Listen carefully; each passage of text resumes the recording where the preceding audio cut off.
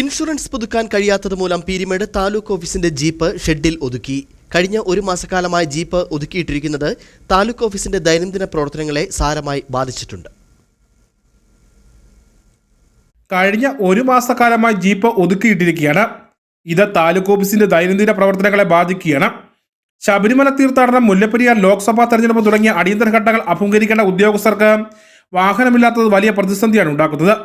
ജീപ്പിന് 15 വർഷം കാലാവധി ആയെന്നാണ് ഇൻഷുറൻസ് അടയ്ക്കുന്നതിന് തടസ്സമായി മോട്ടോർ വാഹന വകുപ്പ് പറയുന്നത്. എന്നാൽ വാഹനത്തിന്റെ ഫിറ്റ്നസ് കാലാവധി കഴിഞ്ഞിട്ടില്ല. ഇൻഷുറൻസ് പുതുക്കാത്തത് മൂലം പീരിമേട് താലൂക്ക് ഓഫീസിലെ വാഹനം കട്ടപ്പുറത്തായിട്ട് നാളുകളായി.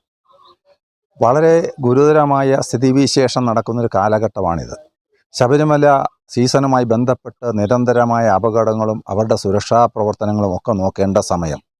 അതുപോലെ തന്നെ പാർലമെൻറ്റ് തെരഞ്ഞെടുപ്പുമായി ബന്ധപ്പെട്ട വോട്ടർ പട്ടിക പുതുക്കലും മറ്റു കാര്യങ്ങളും നടന്നുകൊണ്ടിരിക്കുന്നു. സാധാരണ ഓഫീസ് പ്രവർത്തനങ്ങളും ഇതുപോലെയുള്ള പ്രധാനപ്പെട്ട കാര്യങ്ങളും ഇതുമൂലം തടസ്സത്തിലായിരിക്കുകയാണ്. പ്രിൻസിപ്പൽ തഹസീൽദാർ, LR തഹസീൽദാർ എന്നിങ്ങനെ 2 പദവികളാണ് പീരിമേട് മിനി സിവിൽ സ്റ്റേഷനിൽ പ്രവർത്തിക്കുന്ന താലൂക്ക് ഓഫീസിൽ ഉള്ളത്.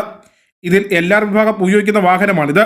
ഇൻഷുറൻസ് അടയ്ക്കാൻ കഴിയാത്തതിനെ തുടർന്ന് ജീപ്പ് സിവിൽ സ്റ്റേഷന്റെ ഷെഡിൽ ഒതുക്കിയിട്ടിരിക്കുകയാണ്. Idukki vision news, Peermade.